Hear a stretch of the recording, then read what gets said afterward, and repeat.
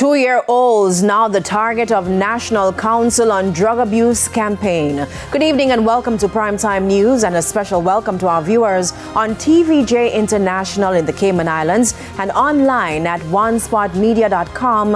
I'm Janella Precious. Also this evening, dengue dilemma. State agencies point finger on what's causing the disease to spread. And later, could a possible revision in the reporting mechanisms of emergency responders improve their reaction to disasters? There's also sports and weather in this newscast, so stay tuned to the news in detail after the break.